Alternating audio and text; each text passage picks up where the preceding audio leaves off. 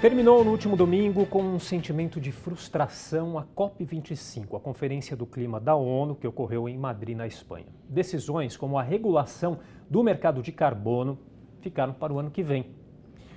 E quem esteve por lá, representando a cidade de São Paulo e a Câmara Municipal, foi o vereador Gilberto Natalini, do Partido Verde, que conversa agora com a gente sobre os principais pontos desse evento. Tudo bem, vereador? Tudo bem.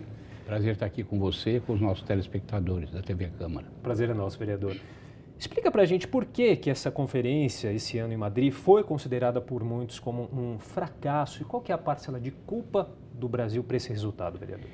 Bom, a expectativa nessa COP25 era muito grande, porque nós já estamos passando da questão das mudanças climáticas para a emergência climática. Quer dizer, a mudança que o clima está tendo, a rapidez da mudança já caracteriza um estágio que os cientistas chamam de emergência climática.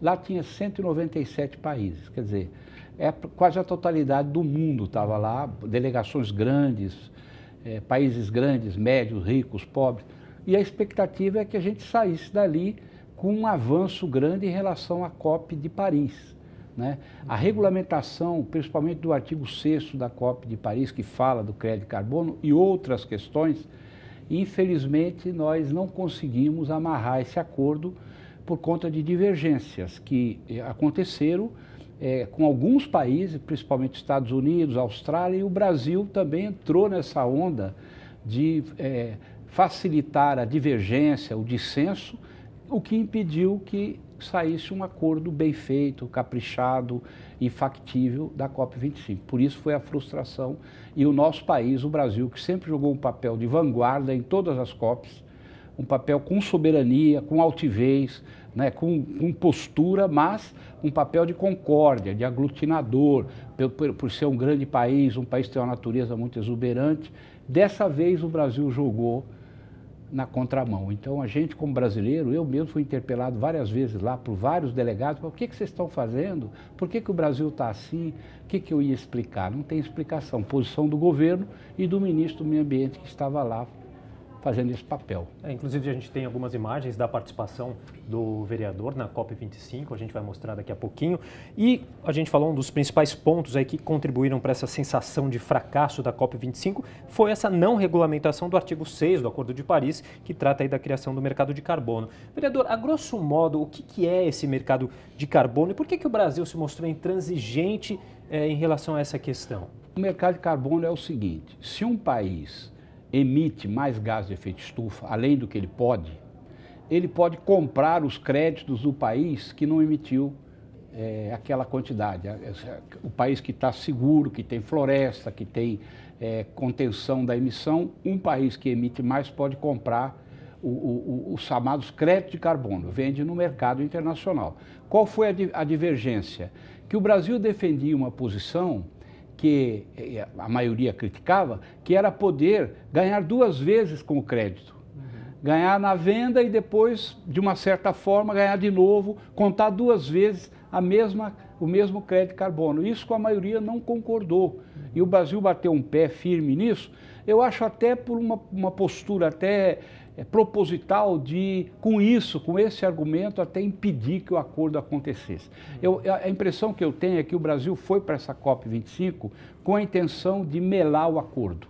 É o que ficou para a gente e para uma boa parte das pessoas. Então, essa questão do duplo ganho no mercado de carbono, o Brasil bateu o pé e foi um dos motivos de dissensão lá na COP. E um dos entraves aí que o Brasil também acabou sendo protagonista foi sobre a inclusão aí nesse acordo final dos estudos científicos sobre a preservação dos oceanos e do solo como parte aí do esforço global contra o aumento da temperatura do planeta, né? O Brasil foi o único país que se opôs aí à menção desses estudos, né?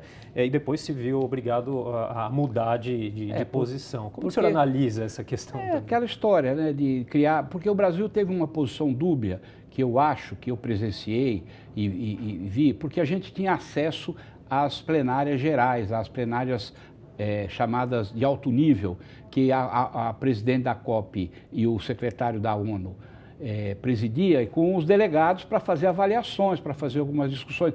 nós não tivemos acesso às negociações fechadas.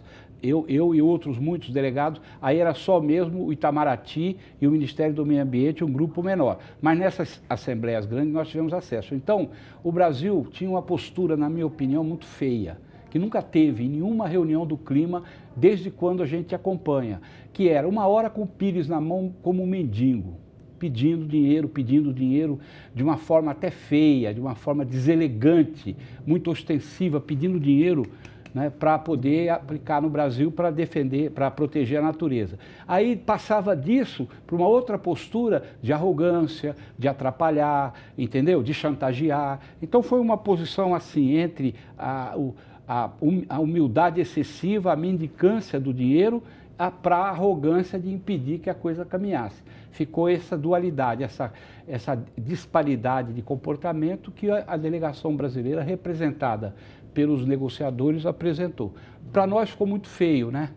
O mundo não entendeu o que o Brasil estava fazendo ali, porque o Brasil sempre foi um fator de fazer avançar os acordos. Sempre foi o Itamaraty sempre jogou um papel importante na aglutinação dos povos, quebrar divergências, né? E dessa vez o papel do governo brasileiro foi exatamente o contrário. Agora, tem algo de positivo que a gente pode destacar na participação do Brasil lá na COP25, vereador? A gente sabe que a sociedade civil não pôde participar de forma oficial aí da delegação, mas houve uma movimentação dessa sociedade civil nessa COP25? Então, nas subnegociações, eu, por exemplo, participei de algumas reuniões de cidades, poder local e mudanças climáticas. A gente via que nessas reuniões, as reuniões de governos locais, como estados, municípios, o clima era outro, o clima era de entendimento, trocar experiência. Eu participei de uma mesa grande e falei de São Paulo, falei das questões, dos problemas,